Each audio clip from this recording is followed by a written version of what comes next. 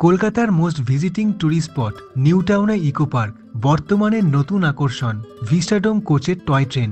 এই ভিডিওর মাধ্যমে আপনি জানতে পারবেন ইকো পার্ক কবে কবে খোলা থাকে, কবে বন্ধ থাকে, নতুন টাইমিং কি আছে, ভেতরে কি কি দেখার আছে। অর্থাৎ ইকো পার্কের টোটাল 25টা অ্যাট্রাকশন জানতে পারবেন। ভেতরে কিসের কত এন্ট্রি ফি, কোন গেট দিয়ে ঢুকলে কোন অ্যাট্রাকশনগুলো কাছে পড়ছে, যাতে আপনি অনায়াসেই সেই স্পটে ঘুরে দেখতে পারেন। নিজের গাড়ি আনলে পার্কিং চার্জ কত, আইফেল টাওয়ারের ওপর কিভাবে উঠবেন, ইকো পার্কের অনেক কিছু তথ্য জানতে পারবেন এই ভিডিওতে। নমস্কার, আমি উত্তর কলকাতার অরিত্র। সম্পূর্ণ ভিডিওটা দেখুন এবং প্লিজ একটা লাইক করে দিন। প্রথমে বলবো ইকো পার্কের এন্ট্রি ফি আর টাইমিং ডিটেলস। মঙ্গলবার থেকে রবিবার দিন পর্যন্ত খোলা থাকে, অর্থাৎ সপ্তাহে 6 দিন। মানডে অর্থাৎ সোমবার দিনকে বন্ধ থাকে। টিউসডে থেকে সানডে সকাল 11টায় খোলে এবং সন্ধ্যে 7:30টায় বন্ধ হয়ে যায়। লাস্ট টিকিট পাবেন সন্ধ্যে 7টায়। একজনের ভাড়া বর্তমানে 30 টাকা, ₹30 এন্ট্রি ফি। এবারে বলবো ইকো পার্কের কি কি দেখার জায়গা রয়েছে। টোটাল 25টা অ্যাট্রাকশন রয়েছে, তার এন্ট্রি ফি কত, কোন গেটটা কাছে পড়ছে। প্রথমে রেখেছি 7 ওয়ান্ডার্স। পৃথিবীর 7টা আশ্চর্যের রেপ্লিকা দেখতে পাবেন এখানে। আপনি দেখতে পাবেন ইউনেস্কো ওয়ার্ল্ড হেরিটেজের মধ্যে তাজমহলের রেপ্লিকা, পাশাপাশি গ্রেট চায়না ওয়াল, ইটালিতে অবস্থিত কলোজিয়াম অ্যাম্পিথিয়েটারের replica, great pyramid of Giza, moai statue, জর্ডানের হারিয়ে যাওয়া শহর পেট্রা জর্ডান, সঙ্গে ক্রাইস্ট দি রিডিমার। এই 7 ওয়ান্ডার্সের একটা আলাদা করে ভিডিও করা আছে আমার এই চ্যানেলে, দেখতে পারেন। লিংক দেওয়া আছে ভিডিও ডেসক্রিপশন বক্সে। তবে এই 7 ওয়ান্ডার্সে ঢুকতে এন্ট্রি ফি লাগে। একজনের ভাড়া 30 টাকা, ₹30। 7 ওয়ান্ডার্সের জন্য 4 নম্বর গেটটা কাছে পড়ছে। 2 নম্বরে রেখেছি পাম গার্ডেন, অর্থাৎ তালগাছের বাগান। প্রচুর সারি সারি তাল গাছ রয়েছে, সুন্দর পরিবেশ। এখানে ফটোশুট করতে দারুণ লাগবে। এখানে কোনো এন্ট্রি ফি লাগে না। হেঁটে হেঁটে চলার পথে দেখতে পাবেন তালগাছের বাগান। পাম গার্ডেনের জন্য 4 নম্বর গেটটা কাছে পড়ছে। 3 নম্বর হচ্ছে চিলড্রেন্স পার্ক, বাচ্চাদের জন্য। খোলা আকাশের নিচে বাচ্চাদের জন্য দোলনা, স্লিপ, স্লাইড এবং সিস রয়েছে। চারিপাশে সবুজ ঘাস, ঝর্ণা, বিভিন্ন রকমের ভাস্কর্য দিয়ে সাজানো একটি সুন্দর বাগান। চমৎকার লাগে ঘুরে বেড়াতে, তাই ছবি তোলা কখনোই বন্ধ হয় না। চিলড্রেন্স পার্কটা অনেকটাই বড়। ইকো পার্কের অনেক জায়গাতেই ছোট্ট ছোট্ট বাচ্চাদের স্লিপ বা দোলনা রয়েছে। এখানে একটা মিউজিক্যাল ফাউন্টেন রয়েছে, যেটা একটা নির্দিষ্ট টাইমে দেখানো হয়। বিকেল 5:15 থেকে 6:45, আবার 6:15 থেকে 7:45। চিলড্রেন্স পার্কে 4 নম্বর গেট দিয়ে ঢুকতে পারেন, আবার 3 নম্বর গেট দিয়েও ঢুকতে পারেন। 4 নম্বর হচ্ছে পাখি বিতান। যারা পাখি প্রেমী তাদের জন্য এই পাখি বিতান। বলা যায় ইকো পার্কের এক টুকরো বার্ড স্যাঞ্চুরি। যারা পাখিদের নিয়ে পড়াশোনা করতে ভালোবাসে তাদের ভালো লাগবে। যদিও এখানে এটা বন্ধ থাকে, এখনো অফিসিয়ালি এটা চালু হয়নি। মূলত অজানা পাখি যারা বিলুপ্তের পথে, তাদের সংরক্ষণ করার জন্য পাখি বিতান। আপনি 4 নম্বর গেট দিয়েও ঢুকতে পারেন, আবার 6 নম্বর গেটটাও কাছে পড়ছে। 5 হচ্ছে বাটারফ্লাই গার্ডেন, প্রজাপতির একটি ছোট্ট এবং সুন্দর বাগান, যেখানে প্রচুর বিভিন্ন স্পেসিসের প্রজাপতির দেখা মেলে। এখানে জানতে পারবেন কত রকমের প্রজাপতি আছে, দেখতে কেমন হয়, কেন প্রজাপতি সংরক্ষণ করা প্রয়োজন আছে, আরও নানা রকমের তথ্য জানতে পারবেন প্রজাপতি সম্পর্কে। চোখের সামনে বাগানে প্রচুর রং বেরং প্রজাপতি উঠছে। বাটারফ্লাই গার্ডেনে 3টে গেট কাছে পড়ছে, 3 নম্বর, 4 নম্বর এবং 6 নম্বর। তবে 4 নম্বর গেট দিয়ে ঢুকলে আপনি ঘুরতে ঘুরতে এখানে আসতে পারেন। হেলিকোনিয়া গার্ডেন একটি ফুলের নাম থেকে রাখা এই বাগানের নাম, যেখানে চারিদিকে বিভিন্ন উদ্ভিদের গাছপালা, ফুল এবং সুন্দর সাজানো গোছানো একটি পার্ক। যদি বলি পার্কের ভেতরে আরেকটা পার্ক দেখবেন, তাহলে হেলিকোনিয়া গার্ডেনে আসুন। মাঝখান জুড়ে লেক এবং একটা ছোট্ট আইল্যান্ড। সেই আইল্যান্ডে যাওয়ার কাঠের ব্রিজ রয়েছে, যদিও বন্ধ থাকে। মাঝখানে আইল্যান্ডে ঝর্ণা আছে। এই লেকে বোটিং করারও ব্যবস্থা আছে, তবে এখন বন্ধ রয়েছে। আর চারিপাশে বসার জায়গা, প্রেমিক প্রেমিকারা বসে গল্প করছে। দুই ধারে দেখলাম গম্বুজের মতন ঘরের ভেতরে নার্সারি আছে, বিভিন্ন গাছপাতা ফুল গাছ রয়েছে। একটা ঘরের ভেতরে দেখলাম ক্যাকটাস গাছ রয়েছে। 3 নম্বর গেটটা হেলিকোনিয়া গার্ডেন থেকে কাছে পড়ছে। গল্ফ কোর্স, হেলিকোনিয়া গার্ডেনের পাশে দেখতে পেলাম গল্ফ কোর্সের গ্রাউন্ড। ইকো পার্কে রয়েছে গল্ফ অ্যারিনা, তবে এখানে সাধারণ মানুষ ঢুকতে পারবে না। যদি আপনি ট্রেনিং কোর্স করতে চান অর্থাৎ গল্ফ শিখতে চান তাহলে অ্যাডমিশন নিতে হবে, আর যদি খেলতে চান তাহলে মেম্বারশিপ করাতে হবে। 6 নম্বর গেটটা কাছে পড়ছে। স্কাল্পচার গার্ডেন, এটা চমৎকার একটা বাগান। এর আরেক নাম ভাস্কর্যে বাংলার ইতিহাস উদ্যান। এখানে সবটা ঘুরে দেখতে দারুণ লাগবে। স্কাল্পচার মানে ভাস্কর্য, তাই এখানে বাংলা এবং বাঙালির ঐতিহাসিক মহান ব্যক্তিদের ভাস্কর্য দেখতে পাবেন, যাদের কথা এবং কাজ অমর হয়ে থাকবে এবং এক জেনারেশন থেকে আরেক জেনারেশনে মিশিয়ে যাবে। শ্রী চৈতন্য মহাপ্রভু থেকে শুরু করে নেতাজি সুভাষ চন্দ্র বোস, বিশ্বকবি রবীন্দ্রনাথ ঠাকুর ভাস্কর্য ছাড়াও সুন্দর সুন্দর ফুল গাছ দিয়ে সাজানো এই স্কাল্পচার গার্ডেন, এটা 3 নম্বর গেট দিয়ে কাছে পড়ছে। মাস্ক গার্ডেন, মুখোশের বাগান। বিশ্বব্যাপী মুখোশের একটা সংগ্রহ রয়েছে। বহু প্রাচীনকালের গল্প এবং সংস্কৃতির চিত্র মুখোশের মাধ্যমে দেখানো হয়েছে। পশ্চিমবাংলার বিভিন্ন ডিস্ট্রিক্টের কালচার এবং ভারতের নানা জায়গার কালচারকে তুলে ধরা হয়েছে মুখোশের মাধ্যমে। 3 নম্বর গেটটা কাছে পড়ছে এই মাস্ক গার্ডেনে যাওয়ার জন্য। টি গার্ডেন, ইকো পার্কের মধ্যে এক টুকরো দার্জিলিং। টি গার্ডেনের সামনে দেখলাম দাঁড়িয়ে আছে ইকো পার্কের নতুন আকর্ষণ ভিস্টাডোম কোচ।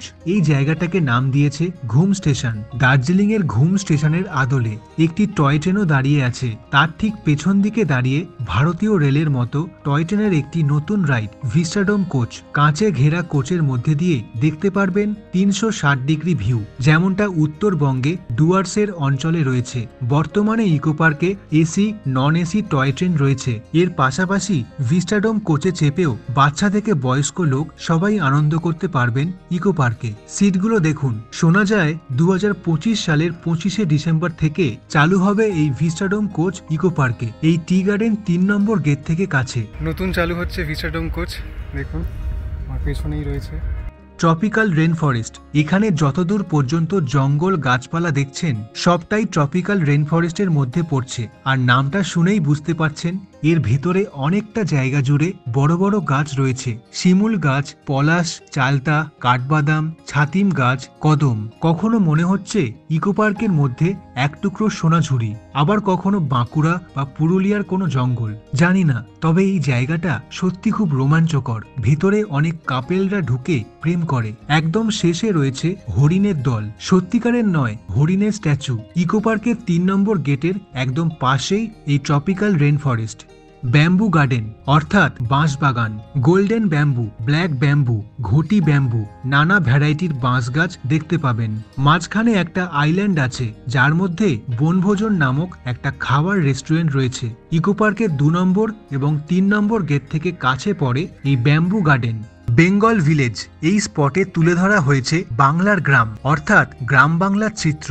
বাংলার গ্রামের জীবনযাপন দেখানো হয়েছে। খড়ের তৈরি কুড়ে ঘর, কোথাও দেখতে পেলাম পালকি, কোথাও গ্রামের পথ দিয়ে গরুর গাড়ি চলে যাচ্ছে। একটি চায়ের দোকান, নাম দিয়েছে পটলদার চায়ের দোকান। পুকুরের সামনে একটি মহিলা বসে। আরো কত কিছু রয়েছে। গোয়াল ঘর থেকে গ্রামের বাজার, গ্রামের হাটে কত কি বিক্রি হচ্ছে। শহরের মানুষ কি খোঁজ রেখেছে তাদের কথা, তাদের জীবন কেমন আছে? এই বেঙ্গল ভিলেজ সত্যি আমার খুব ভালো লেগেছে। তবে এই বেঙ্গল ভিলেজে ঢুকতে টাকা লাগে, 10 টাকা একজনের, ₹10 এন্ট্রি ফি। ইকো পার্কের 2 নম্বর এবং 3 নম্বর গেট দিয়ে কাছে পড়বে এই বেঙ্গল ভিলেজ। সোলার ডোম, এটা 2024 সালে উদ্বোধন করেছিল। এই সোলার ডোমের একটা ডেডিকেটেড ভিডিও আছে আমার এই চ্যানেলে। ভেতরে কি কি আছে সবটা দেখিয়েছি সেই ভিডিওতে। ডেসক্রিপশন বক্সে লিংক আছে, অবশ্যই দেখবেন। এতেও ঢুকতে টাকা লাগে, একজনের ভাড়া 200 টাকা। অনেক কিছু দেখার আছে এবং শেখার আছে। ভেতরে পুরোটাই এয়ার কন্ডিশনের মধ্যে। উপরে একটা ক্যাফেও রয়েছে। সময় সকাল 11টা থেকে সন্ধ্যে 6:30টার মধ্যে ঢুকতে পারবেন। এখানে আসতে গেলেও 2 নম্বর এবং 3 নম্বর গেটটা কাছে পড়ছে। হার্বাল গার্ডেন, তবে বর্তমানে এর ভেতরে ঢুকতে দেয় না, আগে ঢুকতে দিত। দেখুন গেটে তালা ঝুলছে। এটা সোলার ডোমের একদম পাশেই। ভেতরে ঔষধি গাছপালা বা হার্বাল মেডিসিনাল প্লান্ট রয়েছে। আর একটা Ayurvedic education and research institute রয়েছে গাছপালা নিয়ে রিসার্চ করার জন্য। এটাও 2 নম্বর এবং 3 নম্বর গেট থেকে কাছে। ফ্রুটস গার্ডেন অর্থাৎ ফলের বাগান। এখানে আপনি দেখতে পাবেন প্রচুর ফলের গাছ, অনেকটা জায়গা জুড়ে রয়েছে এই ফ্রুটস গার্ডেন। 162 রকমের ফলের গাছ এখানে রয়েছে। সেই গাছের নিচে লেখা আছে সেই ফলের নাম। কাঠবাদাম গাছ, কালোজাম গাছ, মাঝখানে একটা পুকুর, কোথাও দেখলাম সবেদা গাছ, ইংলিশে বলে স্যাপোডিল্লা ট্রি, আঙুর গাছ। এরকম ভাবে অনেকটা জায়গা জুড়ে অনেক রকমের ফলের গাছ রয়েছে। 2 নম্বর এবং 3 নম্বর গেট থেকে কাছে পড়বে এই ফ্রুটস গার্ডেন। আর্টিস্ট কটেজ, একটি স্বপ্নের গন্তব্যে যাওয়ার জন্য যে সমস্ত কবি, গায়ক অথবা চিত্রশিল্পী রয়েছে তাদের সৃজনশীল আগ্রহকে জাগানোর জন্য এই কটেজ। 2 নম্বর গেট থেকে কাছে এই কুটির। রোজ গার্ডেন, গোলাপ ফুল সবসময় মানুষের বন্ধু হয়, আবার সেই গোলাপের মধ্যেও কাঁটা থাকে, দুটো মিলিয়েই তৈরি হয় ভালোবাসা। ইকো পার্কের রোজ গার্ডেন, ঠিক পাশেই রয়েছে বিষ্ণুপুরের একটি টেরাকোটা মন্দির, তার আদলে তৈরি স্থাপত্য। এই রোজ গার্ডেনটা 2 নম্বর এবং 3 নম্বর গেটের মাঝখানে পড়ছে, একদম খোলা আকাশের নিচে। মিস্ট গার্ডেন, যার বাংলা মানে কুয়াশা, আবার যাকে ফগ বলা হয়।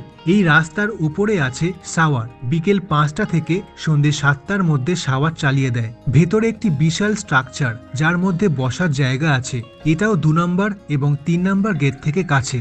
ওয়াইল্ড ফ্লাওয়ার মিডো, এটাও একটি ফুলের বাগান, সুন্দর সুন্দর বসার জায়গা বিভিন্ন রকমের ফুল প্রেমীদের জন্য, যেখানে বন্য ফুলের দেখাও মেলে। বন্য ফুলের তৃণভূমি এই ইকো পার্কের 2 নম্বর গেট। আবার চাইলে 1 নম্বর গেট দিয়েও ঢুকে ঘুরে বেড়াতে পারেন। এখানে ছবি তোলার জন্য জায়গার অভাব নেই। রবি অরণ্য, অর্থাৎ রবীন্দ্রনাথ ঠাকুরকে উৎসর্গ করে একটি বাগান, যেখানে আপনি পাবেন শান্তিনিকেতনের ছোঁয়া। খোলা আকাশের নিচে ক্লাসরুম, যেমনটা শান্তিনিকেতনের পাঠভবনে রয়েছে। খেলাধুলা করার জায়গা, দোলনা, তার মাঝে একটা চাতাল যেখানে কিছু প্রোগ্রাম হয়ে থাকে নির্দিষ্ট সময়। পাশে একটা পার্ক আছে, গোল গোল ঘরের মধ্যে প্রেমিক প্রেমিকাদের বসার জায়গা, নিরিবিলি পরিবেশ। ইকো পার্কের 1 নম্বর গেটের একদম সামনেই। জাপানিজ ফরেস্ট, জাপানের আদলে পুরো পার্কটা তৈরি করা, সামনেই গৌতম বুদ্ধের মূর্তি। জাপানি স্ট্রাকচার, জাপানের ট্র্যাডিশনাল রিলিজিয়ান শিন্টো। ভেতরে আছে একটা মনাস্ট্রি, বাইরে জুতো খুলে ঢুকতে হয়। মেডিটেশনের জন্য পারফেক্ট জায়গা, সবসময় একটা ঘন্টা বাজতে থাকে ভেতরে, যেরকমটা উত্তরবঙ্গ বা সিকিমের কোনো মনাস্ট্রিতে গেলে দেখতে আর শুনতে পাই। ইকো পার্কের 1 নম্বর গেট দিয়ে ঢুকে একদম সামনে ভেতরে একটা জাপানিজ রেস্টুরেন্টও রয়েছে। আইফেল টাওয়ার, 1 নম্বর গেট দিয়েও আসা যায়, আবার বাইরে দিয়েও আসা যায়। তবে ইকো পার্কের আইফেল টাওয়ারে কিভাবে উঠবেন জানেন? এখানে উঠতে গেলে আপনার ইকো পার্কের এন্ট্রি টিকিটটাই দেখাতে হবে। আপনি যেই গেট দিয়েই ঢুকুন, আপনার যে ইকো পার্কের এন্ট্রি টিকিট রয়েছে সেই টিকিটটা দেখিয়ে লিফটে করে উঠতে হবে। তাই জন্য টিকিটটা হারিয়ে ফেলবেন না বা ফেলে দেবেন না। আমি সন্ধেবেলা উঠেছিলাম, কিন্তু দিনের বেলা উঠলেও আরো ভালো লাগবে। কিছু ছবি তুলে আবার নিচে নেমে গেলাম। হরিণালয়া, এটা ইকো পার্কের বাইরে। 6 নম্বর গেট দিয়ে বেরিয়ে আবার ঢুকতে হবে, অথবা 4 নম্বর গেট থেকেও টোটো পাওয়া যায় এখানে যাওয়ার। এই হরিণালয়া ডিয়ার পার্কের 2টো ভিডিও আছে আমার এই চ্যানেলে, দেখতে চাইলে ডেসক্রিপশন বক্সে লিংক দেওয়া আছে, দেখে নেবেন, সম্পূর্ণ তথ্য পেয়ে যাবেন। এখানে ঢুকতেও টাকা লাগে। বিশ্ব বাংলা হাট, এটা ইকো পার্কের 5 নম্বর গেট দিয়ে ঢুকতে হয়। এর ভেতরে হস্তশিল্প মেলা হয়ে থাকে। ইকো পার্কের টিকিট দেখিয়ে ঢুকতে হয়।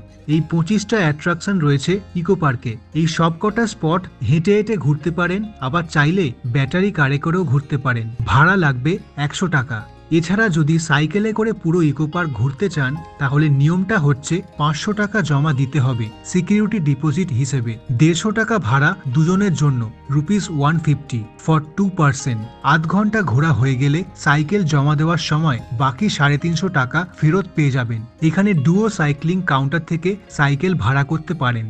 টয় ট্রেনে চড়তে চাইলে 2 নম্বর গেটের অফিস থেকে টিকিট কেটে উঠতে পারেন। এখানে নন এসি টয় ট্রেন পাবেন, যার ভাড়া একজনের জন্য 150 টাকা, ₹150 পার পার্সন। আর যদি এসি টয় ট্রেনে উঠতে চান তাহলে ভাড়া 250 টাকা, ₹250 per person for AC train. আর আগেই বলেছি যে ভিস্টাডোম কোচ চালু হতে চলেছে, যার ভাড়া এখনো জানা যায়নি। 25শে ডিসেম্বর 2025 সাল থেকে চালু হলে তখন তার ভাড়াটাও জানা যাবে। আপনার কেমন লাগলো এই ভিস্টাডোম কোচটা কমেন্টে জানাবেন। এই স্পটগুলো ছাড়াও ইকো পার্কে দুরকম অ্যাক্টিভিটি হয়, একটা ওয়াটার অ্যাক্টিভিটি যেটা জলের ওপর, আর একটা ল্যান্ড অ্যাক্টিভিটি যেটা স্থলের ওপর।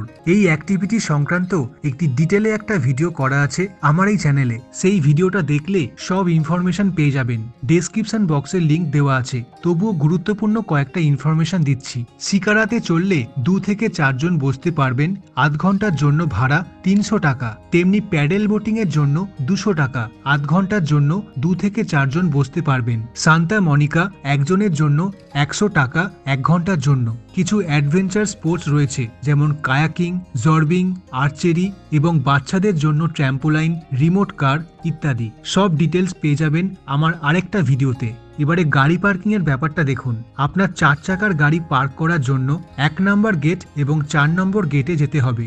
ভাড়া 50 টাকা 4 হুইলারের জন্য। 2 হুইলার বা 2 চাকার জন্য আপনাকে 3 নম্বর গেটে যেতে হবে, অর্থাৎ বাইক স্কুটার পার্ক করার জন্য 3 নম্বর গেট। ভাড়া লাগবে 20 টাকা। আর যদি বাস নিয়ে যান তাহলে 1 নম্বর আর 4 নম্বরে যেতে হবে, ভাড়া লাগবে 100 টাকা। ধন্যবাদ এতক্ষণ ধরে ভিডিওটা দেখার জন্য। উপকার পেলে ভিডিওটা শেয়ার করবেন এবং আপনার কিছু কথা অবশ্যই কমেন্ট করে যাবেন। এই চ্যানেলের পাশে থাকুন আর দেখতে থাকুন আগামীর ভিডিওগুলো। আপনি ভালো থাকুন।